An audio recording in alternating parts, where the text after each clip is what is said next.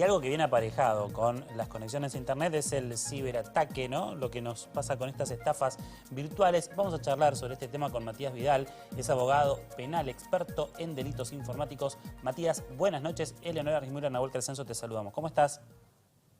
¿Qué tal? Buenas noches. Un gusto. Gracias, Hola, Matías, Matías. por esta comunicación. Bueno, hablábamos de estos ataques informáticos, delitos informáticos. ¿A qué tenemos que estar atentos para no ser víctimas?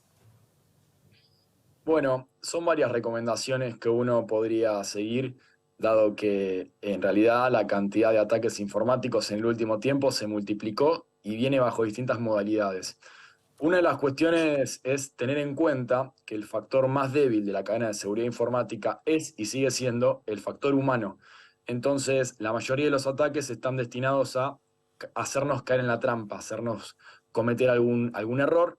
Y en este sentido, una de las cuestiones que uno debería valorar sobre todo es los mensajes que no conozcamos con certeza quién es el remitente, estoy hablando de correos electrónicos. Bueno, sospechar, tratar de abrirlos y fijarse si la dirección desde la que se está enviando es una dirección oficial. Para esto es importante ver qué sigue después del arroba, porque muchas veces se hacen pasar por páginas conocidas, pero es un arroba Hotmail, un arroba Gmail, y esto claramente no se corresponde. Quien te está enviando un mail desde un correo oficial va a tener arroba seguido el nombre de la página. Otra cuestión a tener en cuenta que yo siempre recomiendo es mucho cuidado cuando nos conectamos a Wi-Fi público, o ya sea en un café, en un restaurante, porque no sabemos cuáles son las condiciones de seguridad de esas redes. Entonces ahí la recomendación es, si uno va a hacer un pago o utilizar algún tipo de aplicación financiera, conectarse brevemente por unos instantes a los datos del celular, justamente para evitar caer en este tipo de ataques. Y después, por supuesto, tener cuidado con lo que uno vaya a descargar, ¿no?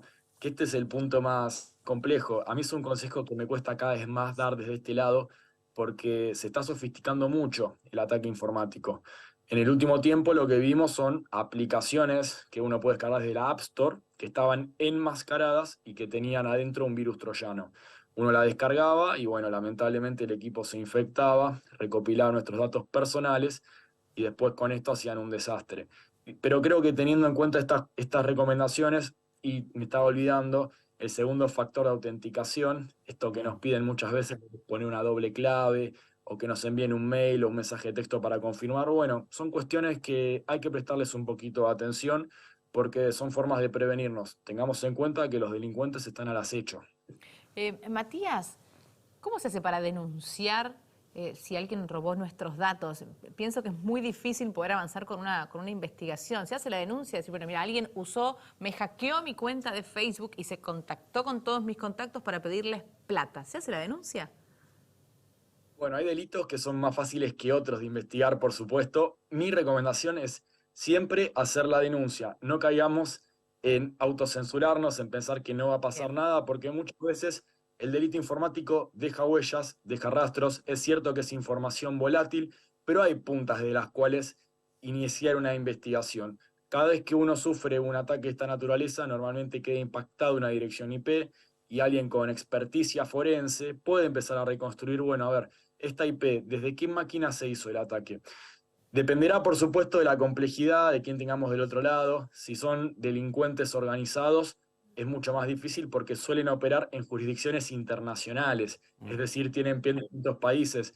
Pero no es esto lo que vemos todos los días. En general, lo más habitual es encontrarse con pequeños delincuentes que aprendieron alguna cosita, algún truquito, y en realidad no son tan expertos en informática como pareciera.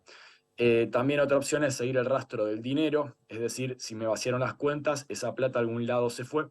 Lo que pasa que normalmente encontramos muchos prestanombres, es decir, personas en general en condiciones de vulnerabilidad que acceden a prestar sus cuentas y que efectivamente son el eslabón más débil de la cadena, no son la cabeza de la organización delictiva.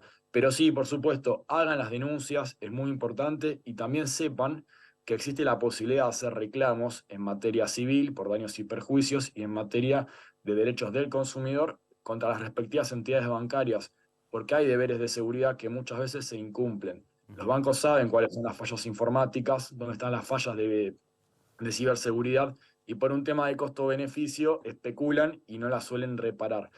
los bancos no suelen tener medidas acordes a las amenazas que se van actualizando todo el tiempo y esto a uno le da pie a formular un reclamo con una perspectiva bastante buena de indemnización. Obviamente dependerá de las particularidades del caso. Bien, Matías, gracias por el contacto con nosotros en esta noche y estar, por supuesto, en alerta, atentos. Muchísimas gracias. Gracias. No, por favor, ha sido un placer. Hasta luego. Matías Vidal, abogado penal experto en delitos informáticos.